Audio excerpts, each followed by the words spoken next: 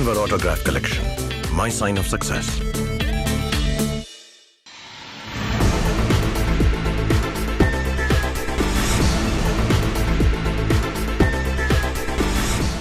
नमस्कार, प्लस में आपका स्वागत है। मैं हूं आपके साथ राजकिशन। डालते अभी तक के मुख्य हेडलाइंस पर।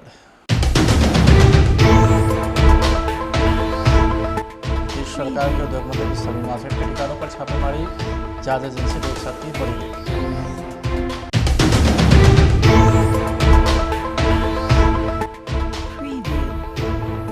निगरानी ब्यूरो ने भ्रष्ट ड्रग इंस्पेक्टर को 2 लाख रुपया रिश्वत देते हुए गिरफ्तार किया।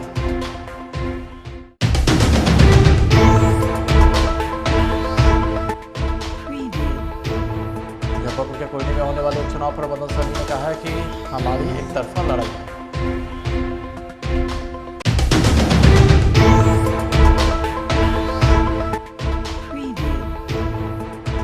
वायु प्रदूषण के मामले में बिहार के कई शहर देश में सबसे खराब।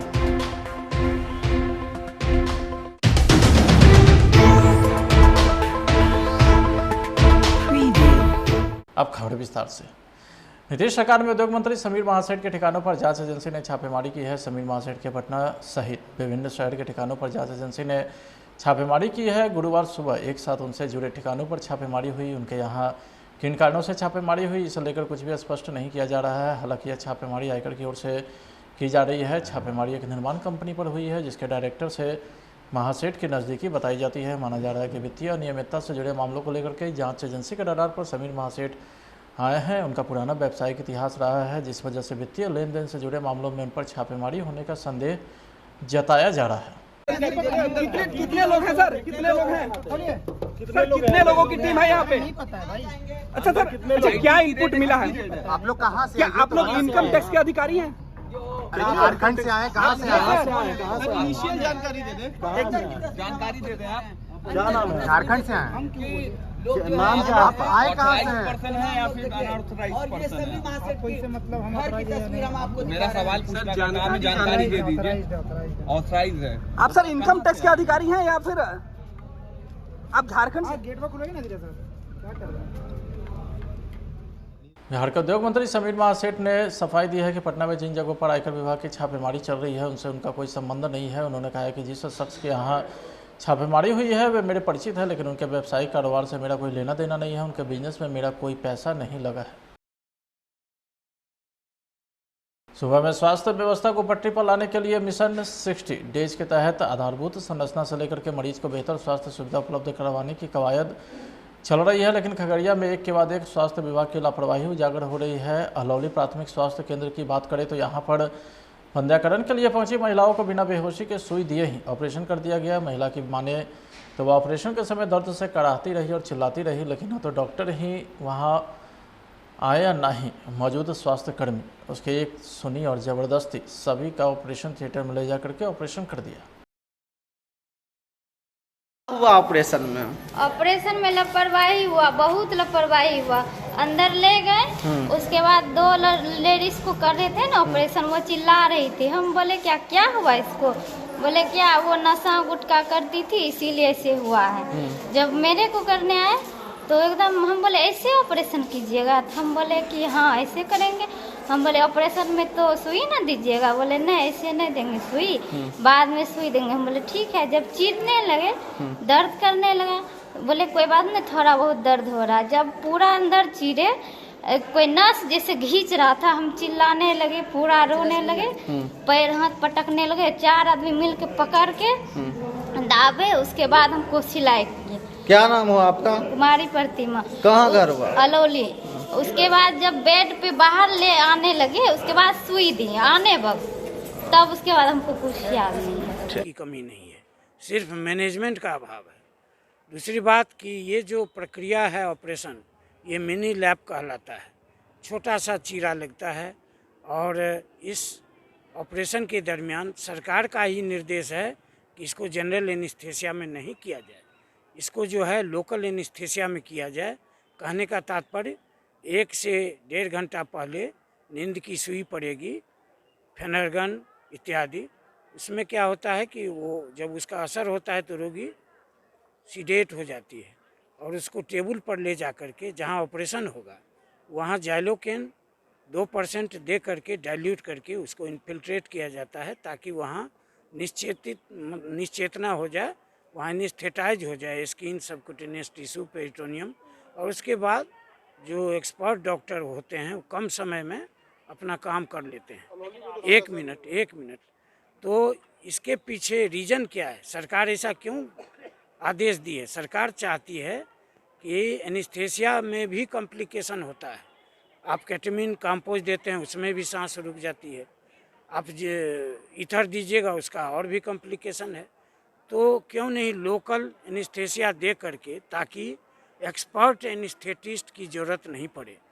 जो जनरल एनेस्थेसिया है उसके लिए विशेषज्ञ डॉक्टर चाहिए, जिसकी कमी है, घोर अभाव है। तो ये सरकार का निर्देश है, मेरा निर्देश नहीं है। मुजफ्फरपुर के कुर्नी में होने वाले उपचुनाव पर मदन सैनी ने कहा कि हमारी एक तरफा लड़ाई है। हमारे उम्मीदवार मनोज कुशवाहा पहले भी 3 बार यहां से प्रतिनिधित्व कर चुके हैं। यहां कोई आसपास भटकने वाला भी नहीं है। कुशवाहा की जीत तय है। उम्मीदवार उतारने के लिए कोई किसी को थोड़े रोक सकता है।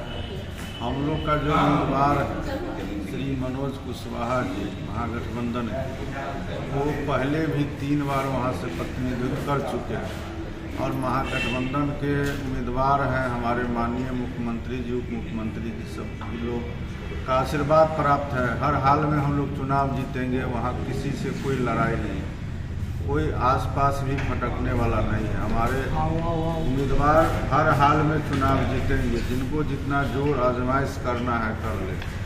मुकेश सहनी क्या आप लोग के साथ हैं, काम कर रहे हैं, जो कि नीतीश कुमार की बड़ाई करते हैं, बीजेपी को हराने की बात करते हैं? जब उनका उम्मीदवार उतारा गया है तो फिर हम लोग के साथ कैसे? AIMIM को काटने के लिए उस सबसे कोई फर्क जो गोपालगंज में आप लोग हम लोग सीधा लड़ाई लड़ रहे हैं और हम लोग विकास किए हैं, लोगों का सेवा किए हैं, बिहार को तरक्की के रास्ते पर ले गए हैं। अमन चैन कायम है तो उसको और बेहतर करने के लिए माननीय मुख्यमंत्री जी के नेतृत्व में सभी लोग काम करते हैं और उन पर भरोसा जताते हैं। कुर्नी विधानसभा के मतदाता मालिक भी हम लोग के कैंडिडेट के साथ है और हम लोग के नाम। वायु प्रदूषण के मामले में बिहार के कई शहर देश भर में सबसे खराब स्थिति में है। हाल में जारी रिपोर्ट में इसकी पुष्टि हुई है, लेकिन पटना की स्थिति बेहतर नहीं है। पटना ने वायु प्रदूषण के मामले में नई दिल्ली को भी पीछे छोड़ दिया है। पटना का हाई लेवल 311 जबकि दिल्ली का 264 रिकॉर्ड किया गया है। यह लगातार तीसरा दिन है जब पटना की हवा दिल्ली से अधिक प्रदूषित रही है। वायु प्रदूषण के मामले में देश में टॉप पर बिहार का शहर है। देश में टॉप पर बेतिया रहा है। बेतिया का हाई लेवल 423 है जबकि पूर्णिया का 418। पटना में IMA हॉल में भारतीय जन परिवार पार्टी के राष्ट्रीय अध्यक्ष पृथ्वी कुमार माली ने प्रेस वार्ता का आयोजन किया है। उपचुनाव को लेकर बीजेपी को समर्थन देने की बात कही है, साथ ही 2024 के चुनाव में भी समर्थन देने की बात कही। प्रेस कॉन्फ्रेंस का वजह यह है कि हम लोग जो है सो विधानसभा में भारतीय जनता पार्टी को जो है समर्थन दे रहे हैं। उसकी शीर्ष नेता से हम लोग की बात हो रही है और आने वाले दिनों में जो है सो हम लोग कुर्नी में भी करेंगे। कुर्नी विधानसभा में भी हम लोग संयुक्त प्रेस कॉन्फ्रेंस करेंगे और कई नेता से मेरी बात चल रही है। और 2024 में और आने वाला 2025 में विधानसभा है, उसमें जो है सो हम लोग का जो है तो आगे बातचीत करेंगे। आखिर क्यों बीजेपी ही क्यों? मतलब हमने बहुत सारे पार्टी को देखे हैं। बहुत सारे पार्टी जो है पिछड़ा को अगर मान सम्मान देने की बात करते हैं तो बीजेपी है। और बीजेपी में खासकर ये बात है कि प्रत्येक समुदाय को, प्रत्येक जाति को, और मेरी जाति जो है वंचित समाज है। 75 साल में आज तक जो है एक भी विधायक जो है बिहार में बनने का काम नहीं किया है। हम चाहते हैं कि मेरा समाज आगे बढ़े और प्रत्येक आदमी भी यही चाहता है समाज आगे बढ़े।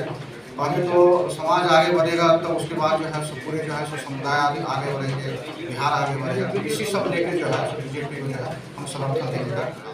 बिहार में लगातार भ्रष्ट अधिकारी पर शिकंजा कसा जा रहा है। एक के बाद एक कई अधिकारी के ठिकानों पर छापेमारी कर उन्हें हवालात पहुंचाया गया है। तो सुबह एक बार फिर से भ्रष्ट अधिकारी पर शिकंजा कसा गया। इस बार ड्रग इंस्पेक्टर का विजिलेंस की टीम ने शिकंजा कसा है। ड्रग इंस्पेक्टर की पहचान नवीन कुमार के तौर पर हुई है, जो सीतामढ़ी में अपने पद पे बने हुए हैं। तो वहीं राजधानी पटना के शेखपुरा दुर्गा आश्रम गली स्थित ड्रग इंस्पेक्टर के आवास पर छापेमारी की गई है। इस मामले में बताया गया कि छापेमारी में सोने की कटोरी, चांदी का गिलास, नगद बरामद किया गया है। साथ ही विदेशी रकम भी बरामद किया गया है। सोने के कई जेवरात समेत अन्य सामान बरामद किए गए हैं। बैंक डिटेल और ज़मीनी कागजात भी खंगाले जा रहे हैं।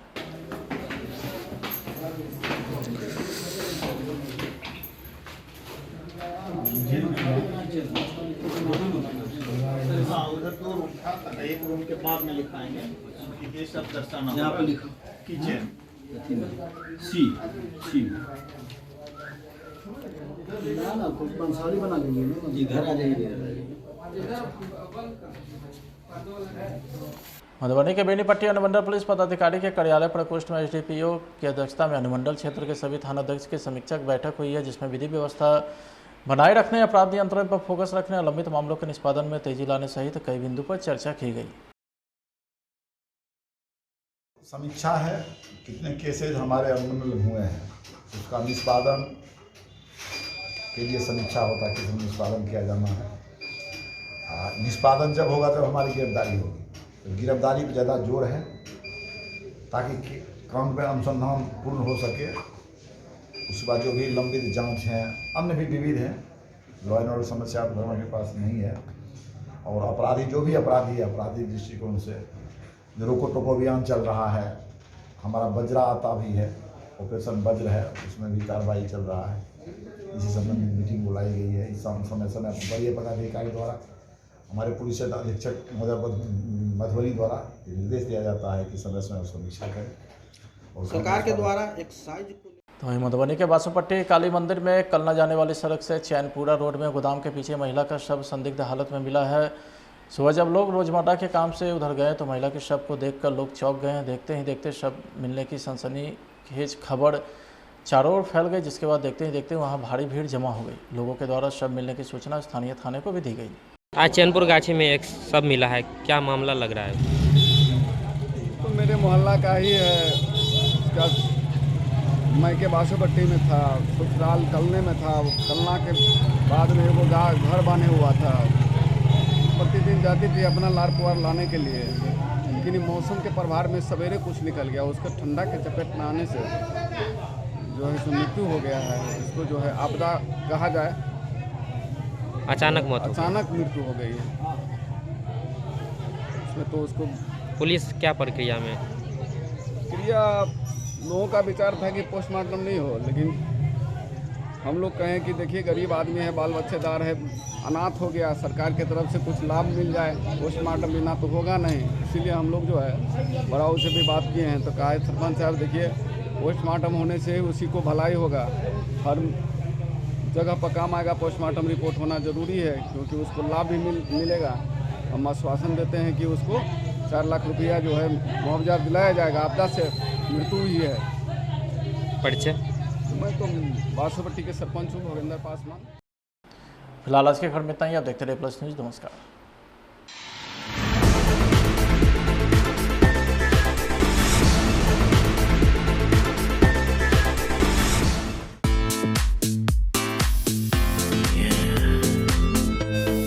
Denver Autograph Collection, my sign of success.